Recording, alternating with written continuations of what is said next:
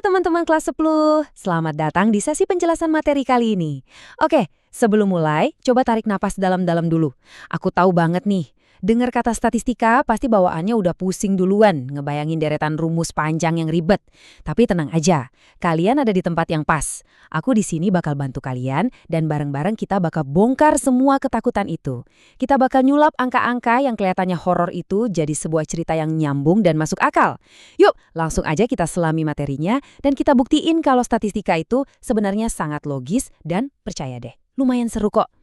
Nah, gini deh, statistika tuh bukan cuma angka mati yang ada di buku teks sekolah kalian.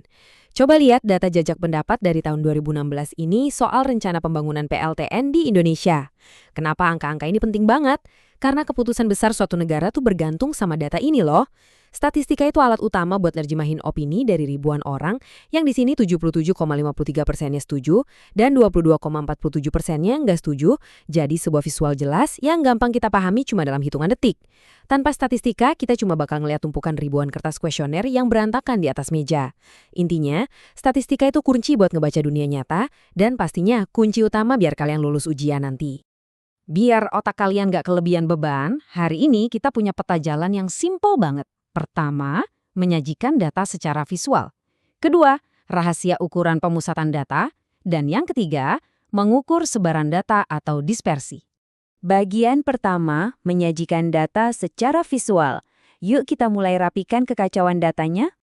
Gini, sebelum kita mulai ngitung-ngitung matematika, kita harus sadar kalau data mentah itu ibarat kamar yang super berantakan. Tugas pertama kita ya beresin dulu. Waktu SMP, kalian pasti udah akrab banget dong sama diagram garis, diagram lingkaran, dan diagram batang. Nah, itu sih buat pemanasan aja. Di tingkat SMA ini, materinya berevolusi. Bayangin kalau kalian disuruh mendata tinggi badan ribuan siswa di satu sekolah. Kalau pakai diagram batang biasa, grafiknya bakal panjang banget dan malah nggak kebaca. Makanya kalau datanya gede, katakanlah di atas 30 data gitu, kita wajib ngelompokin datanya ke tabel distribusi frekuensi. Dari situ, 3 jagoan utama yang wajib kalian kuasai adalah histogram, poligon frekuensi, dan OGIF. 3 diagram ini nih yang bakal jadi bintang utama di lembar ujian kalian. Nah, ngomong-ngomong soal histogram, awas, ini jebakan ujian yang sering banget bikin siswa kehilangan poin.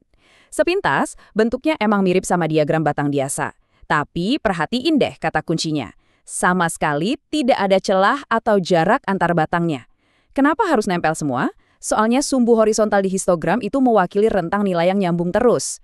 Kita lagi ngomongin batas kelas nih, yaitu tepi bawah dan tepi atas dari data yang udah dikelompokin tadi.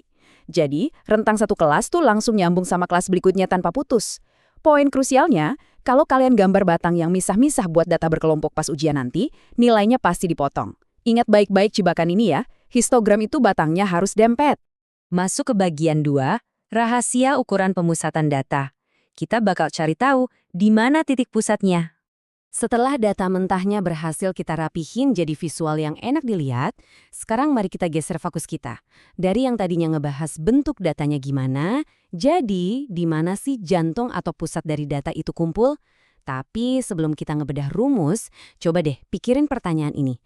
Menurut kalian, kata rata-rata itu punya arti yang sama nggak sih sama kebanyakan? Coba ingat-ingat lagi percakapan sehari-hari yang sering kalian dengar. Pas lagi nongkrong di kantin sekolah, kita kan sering ya dengar teman ngomong, rata-rata orang tuh nonton sinetron jam 8 malam. Atau rata-rata anak kelas 10 mah suka makanan pedas. Nah, secara statistik, penggunaan kata kayak gini tuh salah kaprah loh.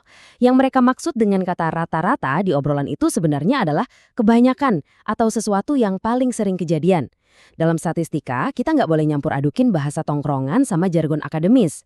Ingat terus perbedaan ini ya, soalnya kebiasaan bahasa sehari-hari inilah yang paling sering bikin kalian kejebak pas ngerjain soal cerita di ujian nanti. Biar gampang, ini contekan emas buat ujian kalian. Kita jejerin dan lurusin maknanya satu-satu. Min itu adalah rata-rata hitung yang benaran. Kalian jumlahin semua nilai datanya, terus dibagi sama total jumlah datanya. Terus ada median, si penengah. Dia ini titik tengah yang benar-benar ngebelah data jadi 2 bagian yang persis sama besar. Tapi awas jebakan klasiknya. Buat nyari median, datanya wajib banget diurutin dulu dari nilai yang paling kecil sampai yang paling gede. Kalau kalian nyari nilai tengah dari data yang masih acak-acakan, wah udah pasti salah jawabannya. Terakhir, modus. Nah, ini dia jawaban yang akurat buat kata kebanyakan tadi. Modus itu simpelnya nilai yang paling sering muncul atau yang frekuensinya paling tinggi. Jangan sampai ketukar pas ujian, soalnya ketiga metrik ini nyeritain sudut pandang yang beda-beda banget dari sekumpulan data. Bagian 3, mengukur sebaran data. Saatnya kita beralih buat ngukur dispersi. Ternyata ya, cuma tahu letak titik pusat data itu nggak cukup loh buat nyelesain masalah di dunia nyata. Kenapa?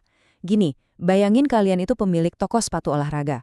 Kalian bikin riset dan nemuin kalau rata-rata ukuran sepatu pelanggan kalian itu ukuran 40. Pertanyaannya, kalau rata-rata pembeli make ukuran 40, apa kalian hanya bakal nyetok sepatu ukuran 40 aja di gudang? Ya pasti nggak kan? Kalau kalian nekat ngelakuin itu, toko kalian bisa bangkrut dalam seminggu. Kan kasihan pelanggan yang kakinya ukuran 38 atau 42, jadi nggak bisa beli apa-apa. Sebagai pemilik toko, kalian harus tahu seberapa jauh sih ukuran kaki pembeli ini nyebar dari angka 40 tadi. Apa cuma nyebar tipis dari 39 sampai 41, atau nyebarnya luas banget dari 35 sampai 45? Nah, disinilah fungsi aslinya dari mengukur dispersi atau sebaran data. Buat ngukur sebaran ini, ada 3 metrik utama yang wajib kalian hafal buat ujian. Ada simpangan rata-rata, ragam atau varians, dan simpangan baku. Tunggu. Tolong jangan panik dulu ngelihat istilah-istilah ini. Aku tahu kok, ngelihat rumus-rumus di buku cetak yang penuh simbol sigma, itu kadang berasa kayak baca bahasa alien. Tapi beneran deh, intinya tuh cuma satu. Semua rumus itu tuh cuma berusaha ngukur seberapa jauh sih jarak data-data kalian menyimpang dari titik pusatnya. Udah, logikanya sesimpel itu. Sekarang, yuk kita bedah rumus simpangan baku yang kelihatannya paling ngeremin itu jadi resep 5 langkah yang gampang banget diikutin. Siapin pulpen dan catatan kalian. Langkah pertama, cari dulu mean atau rata-ratanya. Langkah kedua, cari selisih tiap-tiap data terhadap mean tadi. Nah, ini yang kita sebut sebagai simpangan. Langkah ketiga, kuadratkan selisih-selisih tadi. Pertanyaannya, kenapa sih repot-repot harus dikuadratin? Ini dia rahasianya. Tujuannya itu biar simpangan yang nilainya negatif, alias data yang ada di bawah rata-rata, nggak ngehapus nilai yang positif pas dijumlahin nanti. Trik matematika yang cerdas banget kan? Terus, langkah keempat, cari rata-rata dari angka-angka kuadrat tadi. Sedikit bocoran nih, hasil dari langkah keempat ini sebenarnya udah jadi nilai ragam atau varians loh. Jadi sekali jalan dapat 2 jawaban. Dan langkah kelima yang terakhir, kalian tinggal akarin aja hasil varians tadi. Selesai, kalian baru aja nemuin nilai simpangan baku. Sangat logis dan sistematis kan? Jadi teman-teman kelas 10, kerasa nggak sih seberapa jauh kita udah melangkah hari ini? Kita udah bisa ngebayangin data yang berantakan jadi visual yang rapi, nemuin titik pusatnya dengan akurat, sampai ngukur sebarannya pakai logika yang masuk akal. Di luar sana, data itu ada di mana-mana, dari urusan pemilu negara sampai inventaris toko sepatu. Nah, nanti kalau kalian baca berita soal rata-rata pendapatan penduduk atau ngelihat polling pemilihan ketua OSIS, pertanyaannya adalah, apa kalian cuma bakal nelan mentah-mentah angka rata-rata itu? Atau kalian bakal mulai kritis dan mikir, tunggu dulu, sebaran datanya kayak gimana nih? Karena sekarang kalian udah punya alat dan logikanya, rumus-rumus statistika itu nggak lagi nakutin, tapi malah jadi senjata buat kalian memahami dunia. Terus pertajam pikiran kritis kalian, semangat menaklukkan ujian statistika ini, dan sampai jumpa di sesi penjelasan kita yang berikutnya.